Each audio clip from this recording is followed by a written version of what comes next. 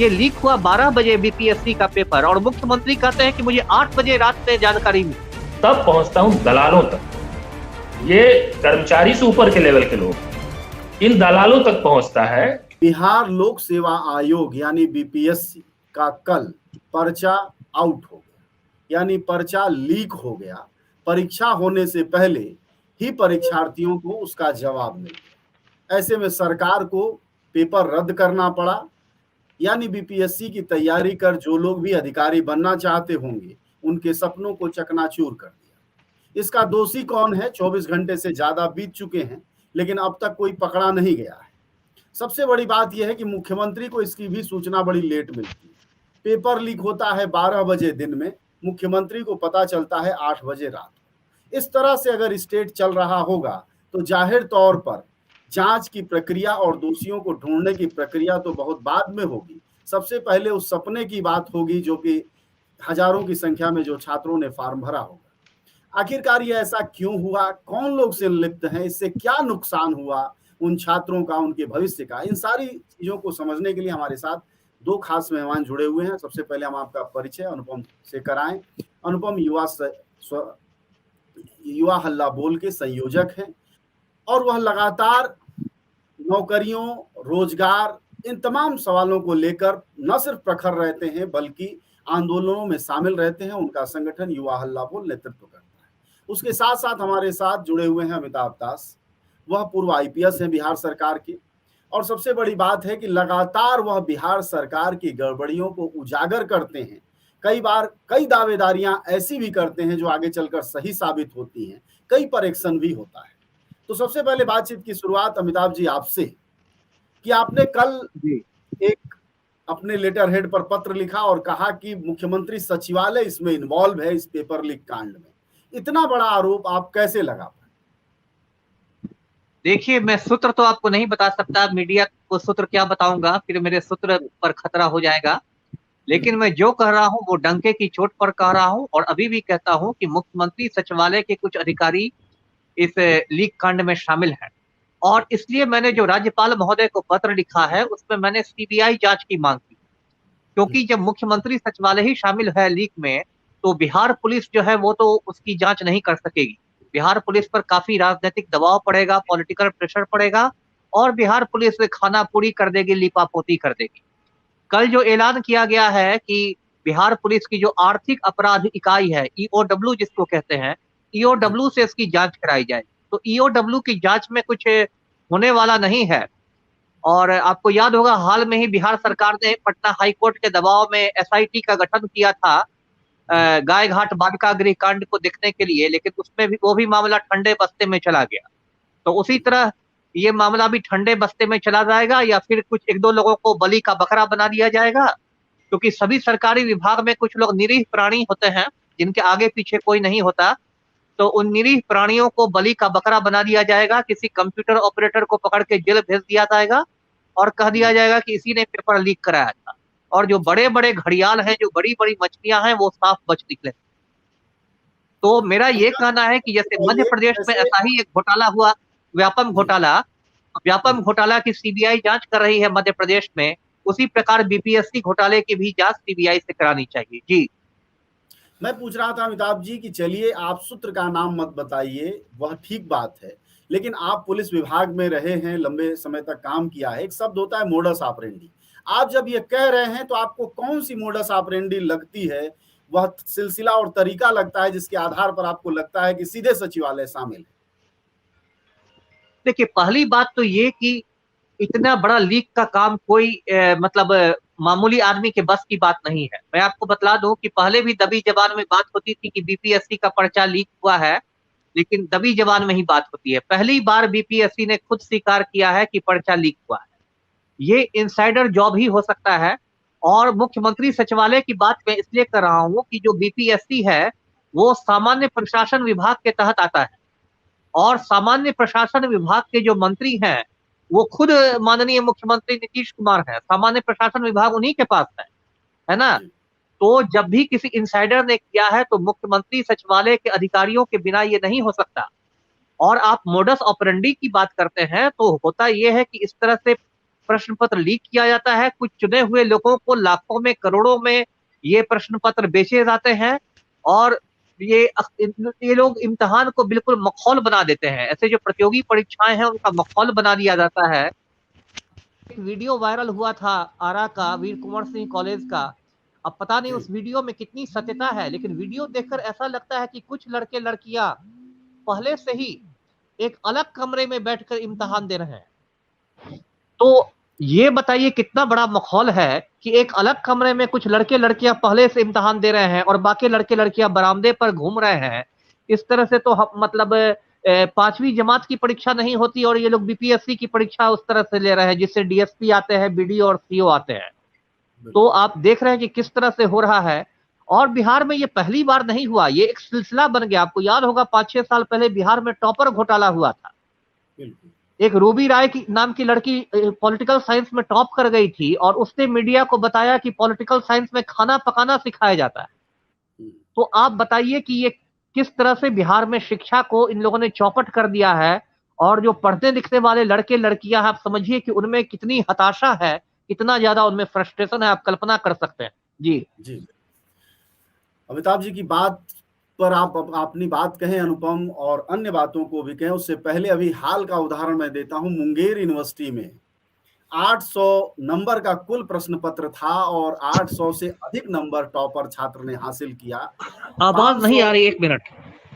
जी अनुपम, क्या मेरी आवाज आ रही है आपको? जी जी जी जी, मुझे आपकी आवाज मिल रही है। तो उसी तरह 500 प्रश्न नंबर का कुल उसका ऑनर्स पेपर था, उसमें उसने 555 नंबर पाया था। और अभी हाल की बात, खैर, ये अमिताभ जी एक जो पॉइंट उठा रहे हैं कि सचिवालय से जुड़ा मसला है, यह तो जांच का विषय है। लेकिन एक बात जरूर है जो लास्ट में कह रहे हैं कि कितने छात्र हताश और निराश हुए। ऐसी परीक्षाओं के लीक होने के बाद से, रद्द होने के बाद से हम सब समझ सकते हैं, हमारे आपके घरों के बच्चे तैयारी करते हैं। तो मैं ये जानना चाहूंगा कि इस परीक्षा से कितना बड़ा नुकसान हुआ है। क्या आपको लगता है तैयारी करने वाले छात्रों की फिर मंशा क्या बनती है, फिर उनकी मानसिकता क्या बनती है, फिर वो सरकार और प्रशासन को लेकर क्या सोचने लगते हैं ऐसी स्थितियों को जूझते हैं?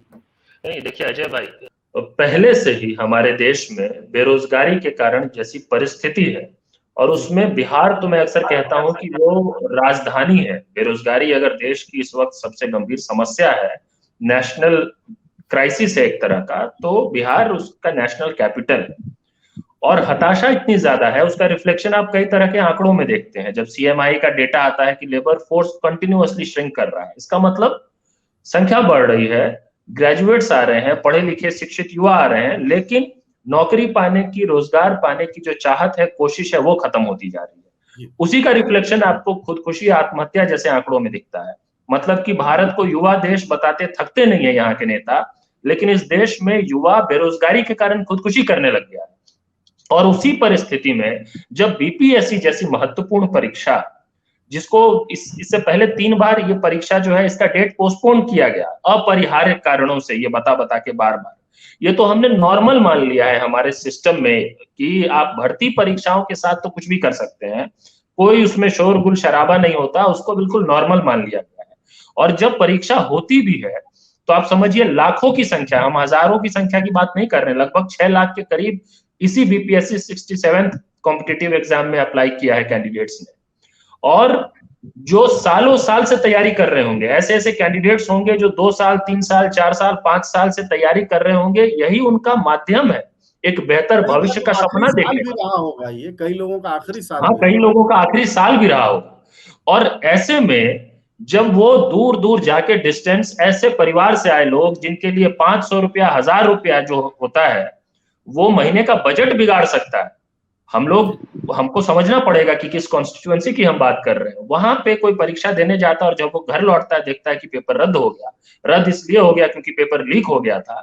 और जब हम पेपर लीक की अब बात करते हैं अजय भाई, तो देखिए ये ना ही पहला पेपर लीक है बिहार में और ना ही आखिरी है। और अमिताभ जी ने बहुत अच्छी बात कही कि वो पेपर लीक होता क्यों है। देखिए समझिए एक बात को, अगर सारे पेपर लीक का खुलासा हो जाता तो पेपर लीक खुद ब खुद इतने में ही होना बंद हो जाता। अगर आपके हमारे पास 10 पेपर लीक की घटनाओं के बारे में जानकारी है इसका मतलब मेरा मानना है कि कम से कम 3 गुना 4 गुना ऐसे पेपर लीक हुए होंगे जिसके बारे में हम नहीं जानते। अगर सब कुछ लीक हो जाए, पेपर लीक की घटना सबको पता चल जाए, तो उससे भी लीकेज होना बंद हो जाएगा। लेकिन हमको और आपको जितनी जानकारी है, हमको उसी की जानकारी है जहां भंडा फूट गया। ये भंडा जो फूटा है ये बहुत छोटा परसेंटेज है एक्चुअल प्रॉब्लम क्राइसिस जितना बड़ा होगा। कई पेपर लीक हो रहे होंगे जिसमें सफलतापूर्वक भ्रष्टाचार, मिलीभगत, कॉम्प्लिसिटी टॉप से बिल्कुल बिना पॉलिटिकल शह के इतने बड़े पैमाने पर इतने महत्वपूर्ण एग्जाम का पेपर लीक करवाने की ना ही कोई हिमाकत कर सकता है और ना ही कोई कर सकता है चाह के भी, इतने बड़े पैमाने पे। मैं ये आज से नहीं कह रहा हूं, उत्तर प्रदेश के कॉन्टेक्स्ट में भी जब आपने बात की थी मैं वहां भी यही बात कह रहा था आपको। लेकिन होता क्या है हमारे देश में पेपर लीक की घटनाओं में, अगर थोड़ा दबाव बना तो डर से जांच की तो घोषणा हो जाती है, कोई ना कोई जांच। अब यहाँ बिहार में तो देखिए आरोप जिनके ऊपर वो खुद अपनी जांच करेंगे। एक तो मतलब आप बेसिक मिनिमम जो एक न्याय का जो नियम है उस वही वायलेशन हो रहा है। सबसे पहले बीपीएससी ने ही कमेटी बनाई जांच करने के लिए, बीपीएससी पे ही आरोप है। अब डीजीपी जांच करेंगे और आरोप जो है सो बिहार सरकार के ऊपर है। तो ये तो बिल्कुल सही बात है कि सीबीआई जांच होनी चाहिए। लेकिन होता क्या है, सवाल ये है कि देखिए ना ये पहला पेपर लीक है ना ये आखिरी है। सवाल ये होना चाहिए कि सरकार ने आज तक ऐसे कौन से इंस्टीट्यूशनल स्टेप्स उठाए हैं, कौन से सुधार के कदम उठाए हैं जिससे कि वो कह सके, मान लेते हैं कि वो सक्सेसफुल ना रहे हो, लेकिन कम से कम सामने आके मुख्यमंत्री या सरकार ये कह सके कि हमने ये कदम उठाए सुनिश्चित करने के लिए कि पेपर लीक की घटनाओं को कम किया जाए। एक भी बात कह दे इसका मतलब आपने कुछ नहीं किया। आपको लगता है कि कोई दिक्कत नहीं है, हुआ तो पेपर लीक हुआ, अगली बार फिर देखेंगे कराएंगे। अगर हम बहुत उनके पक्ष में भी बात करने की कोशिश करें तो इससे ज्यादा तो उनके पक्ष में कोई बात नहीं की जा सकती है कि वो नहीं करवा रहे होंगे लेकिन वो पूरी तरह से इंडिफरेंट होंगे। लेकिन हमको यहाँ ये लगता है कि जब आप जांच करते हैं, और ज्यादातर पेपर लीक की घटनाओं में हमारे देश में जांच कहां जाके रुकती है, कोई आपको चतुर्थ श्रेणी का 2 कर्मचारी मिल जाएगा जिसको पकड़ के जेल में डाल दिया जाएगा और कह दिया जाएगा कि यही फला व्यक्ति जो था वहां बैठा हुआ था, यही पूरा सरगना चला रहा था इतना बड़ा। कहां कम कितनी सारी ऐसी खबरें। अब ज्यादातर मामलों में यही होता है, अगर जांच होता है तो कोई बिल्कुल एक कोई बेचारे से कर्मचारी को पकड़ के जेल में डाल दिया जाता है और उसको क्लोज कर दिया जाता है मामले को कि हो गया, हमने केस सॉल्व कर दिया है। अगर थोड़ा और दबाव बने, अगर मान लीजिए हम आप जैसे लोगों का थोड़ा और ज्यादा आंदोलन हो गया, कुछ हो गया, तब जाके मामला थोड़ा और आगे बढ़ता है। मामला जब थोड़ा और आगे बढ़ता है तब कहां पहुंचता है, तब पहुंचता हूं दलालों तक। ये कर्मचारी से ऊपर के लेवल के लोग, इन दलालों तक पहुंचता है। लेकिन आप जैसे ही दलालों तक पहुंचते हैं तो आप जो जिनकी पॉलिटिकल कॉम्प्लिसिटी थी उन तक पहुंचने का रास्ता और क्लियर होने लग जाता है, तो इसलिए जल्दी वहां तक पहुंचा नहीं जाता। लेकिन जैसे आपने उत्तर प्रदेश में देखा, वो जो उन शिक्षक भर्ती वाले मामले में जो कौन एक थे चांद क्या एक यादव जी कौन जो थे, जो मंत्री जी के साथ जिनकी फोटो आती थी, चंद्रमा यादव, अब उनका खूब चला वहां पे मामला। वहां तक जब पहुंच जाता है तब तो हर हाल में कोशिश होती है कि यहां पे रोक दिया जाए।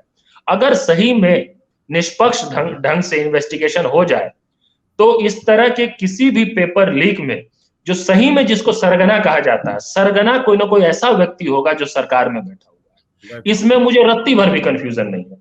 और अगर सरकार ये ईमानदार है, अगर बिहार सरकार ने पेपर लीक नहीं करवाया है या बिहार सरकार का हाथ नहीं है, तो बिहार सरकार को उस सरगना को पकड़ के सामने रख देना चाहिए जो सरकार में बैठा हुआ है। अगर ऐसा नहीं करती है तो फिर हम मानेंगे कि भाई ये तो सरकार इसकी मिली भगत है, खिलवाड़ हो रहा है युवाओं के भविष्य के साथ। आगे की बात थोड़ी और समझते हैं अमिताभ जी से। अमिताभ जी ये बताइए, मैं घटना बता रहा हूँ 2005 की। 2005 में बिहार पब्लिक सर्विस कमीशन के चेयरमैन राम सिंहासन सिंह, सदस्य बालक चौधरी, शिव बालक चौधरी, डिप्टी सेक्रेटरी सैयद मासूम अली और 6 अलग और एम्प्लॉय गिरफ्तार किए। यानी आप जो कह रहे थे ये सब बीपीएससी में ही गिरफ्तार है। आप जो कह रहे थे ये सिलसिला पुराना है। अगर यह लगातार हो रहा है तो जैसे हमारे यहाँ प्रदूषण जांच के लिए भी अलग टास्क फोर्स बन रही है, तो क्या यह शिक्षा से जुड़े घोटाले जो बिहार में लगातार हो रहे हैं, ज्यादातर अचिन्हित हैं, कुछ मामूली चिन्हित है जिनमें से एक बीपीएससी है जिस पर हम आप बात कर रहे हैं, क्या कोई अलग फोर्स भी कभी सरकार ने बनाने की कोशिश की, कुछ बनाया और उसका कोई लिंक बनाया जवाबदेही का? जी अलग अलग फोर्स को नहीं बनाया गया है। देखिए, असली जो समस्या है वो इच्छा शक्ति की बात, जी पॉलिटिकल विल की बात। जो अभी एग्जिस्टिंग फोर्स है हमारा, जो अभी हमारी व्यवस्था है, यदि इसी को मतलब इसी में ईमानदारी आ जाए तो व्यवस्था पर तो इसी फोर्स के साथ हम काम कर सकते हैं। लेकिन समस्या ये है कि जैसे अभी आपने कहा कि पहले भी बीपीएससी के चेयरमैन राम सिंहासन सिंह जेल चले गए या और उप सचिव वगैरह गए। ये पैटर्न है। आप इसकी बात कर रहे हैं, झारखंड में मैं बात करता हूँ, झारखंड लोक सेवा आयोग में उसकी अध्यक्षा थी ये एलिस उषा रानी सिंह, उनको जेल जाना पड़ा था। पूरा झारखंड लोक सेवा आयोग के कई सदस्य जेल चले गए। तो ये तो एक पैटर्न बन गया है। सबसे पहले देखिए, बुराई कहाँ से शुरू होती है? वो बीपीएससी में मनोनयन से शुरू होती है। बीपीएससी का चेयरमैन कौन बनता है, सदस्य कौन बनता है, ये ज्यादातर लोग जो होते हैं ये राजनीतिक आधार पर बनाए जाते हैं। ये या तो ये रिटायर्ड नौकरशाह होते हैं, उसमें भी ऐसा नहीं कि जो बहुत ईमानदार होता है वो, बल्कि जो बहुत खुशामदी होता है, जो कठपुतली की तरह काम करता है या फिर भ्रष्ट रहता है, वो लोग को एक तरह से पुरस्कार के रूप में इन आयोगों का चेयरमैन बनाया जाता है। तो ये लोग तो पहले ही से मतलब ऐसे लोग रहते हैं जिनकी ईमानदारी पर बहुत बड़ा सवालिया निशान लगा रहता है। वे लोग इन आयोगों के सामान्यतः चेयरमैन बनते हैं, सदस्य बनते हैं, और उसके बाद ये एक पूरा रैकेट चलता है। और रैकेट में मैंने कहा कि इतना बड़ा रैकेट होता है। आप मध्य प्रदेश की बात लीजिए, मध्य प्रदेश में जो व्यापक घोटाला था, सरकारी नौकरियों वाला ही घोटाला था, उसमें लगभग 50 लोगों की रहस्यमय मौतें हुई। इतना बड़ा खूनी घोटाला। मुख्यमंत्री है शिवराज सिंह चौहान, शिवराज सिंह चौहान का नाम पड़ गया था यमराज सिंह चौहान। इतनी मौतें हुई। सीबीआई ने जांच ली, लेकिन सीबीआई भी कोई दूध का धुला हुआ नहीं है। सीबीआई भी पिंजड़े का तोता है, बहुत सारे दबाव में काम करता है। अब वहां भाजपा की सरकार है, तो आज तक सीबीआई ने राजनीतिक दबाव में एक बार शिवराज सिंह चौहान से पूछताछ तक नहीं की। तो ये तो पूरा कश्मीर से कन्याकुमारी की कहानी है। अलग अलग राज्यों में यही कहानी चलती है, वो चाहे उत्तर प्रदेश हो, बिहार हो, मध्य प्रदेश हो। कुछ साल पहले ऐसे ही पंजाब लोक सेवा आयोग का मामला आया था। और हर जगह इतना इनका नेक्सस रहता है, पावरफुल नेक्सस रहता है जो गठबंधन है।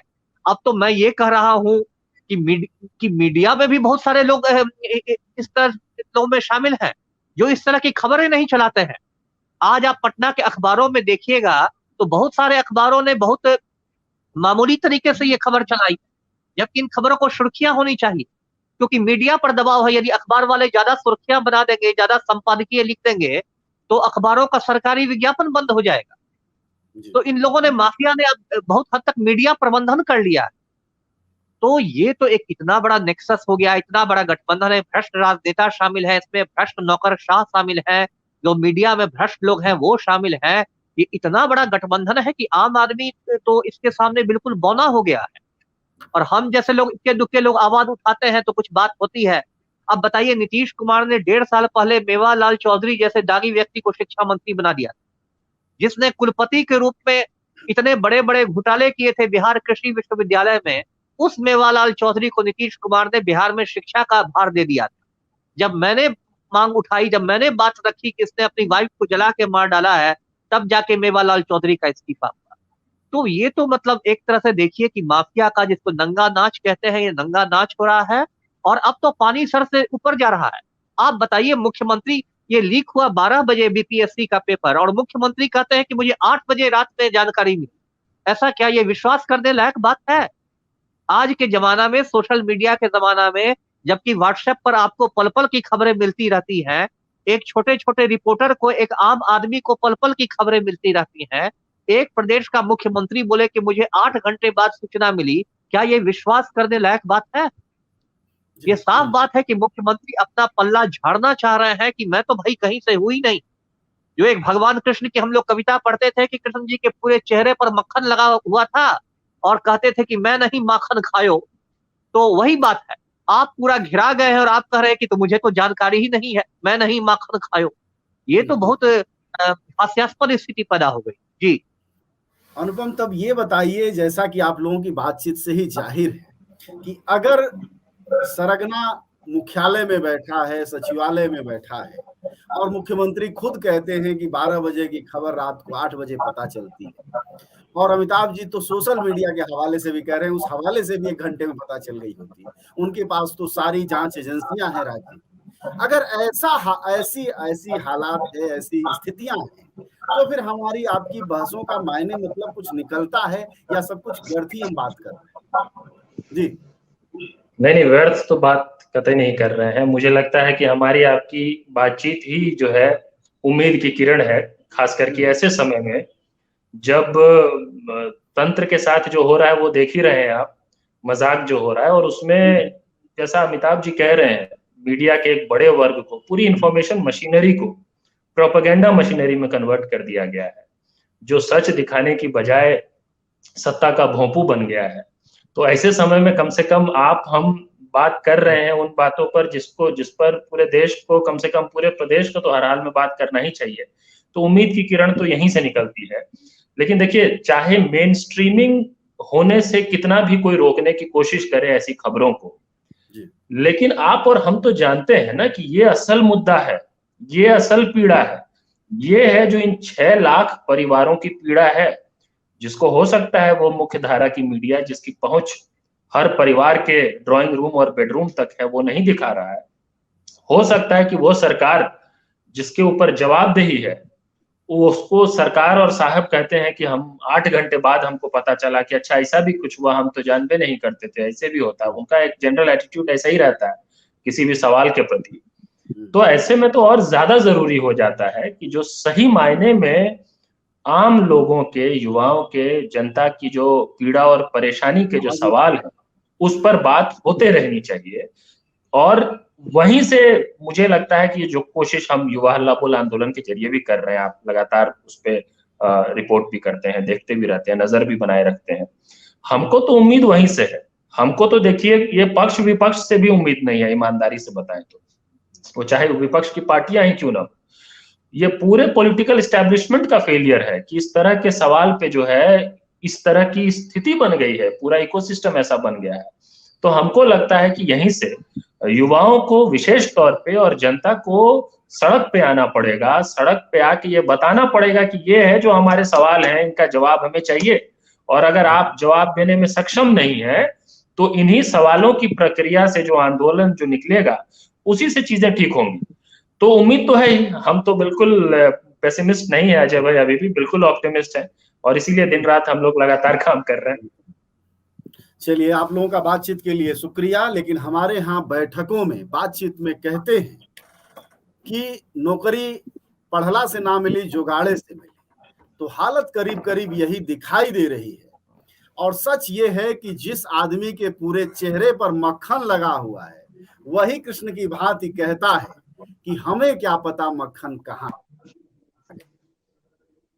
वोट क्या आएगी, जाहिर तौर पर कुछ न कुछ तो आ ही जाएगा। लेकिन 6 लाख वह लोग कहाँ सो रहे हैं जिसको अनुपम कह रहे हैं, जिनका भविष्य बर्बाद हुआ है, आखिर वह सड़कों पर क्यों नहीं है? कहीं वह भी तो इसी जुगाड़ में नहीं थे? खैर, इन सवालों पर आगे बातचीत करेंगे, लेकिन उम्मीद करिए कि ये सरकार उन छात्रों के साथ न्याय करेगी, और जो यह रेला भ्रष्टाचार का चल रहा है, परीक्षा लीक का, वह कहीं तो जाकर रुकेगा, इस बार ही सही, क्योंकि यह बिहार की सबसे बड़ी परीक्षा थी जिस पर इज्जत का बंटाधार हुआ है सरकार का। शुक्रिया आप लोगों का बातचीत के लिए, धन्यवाद।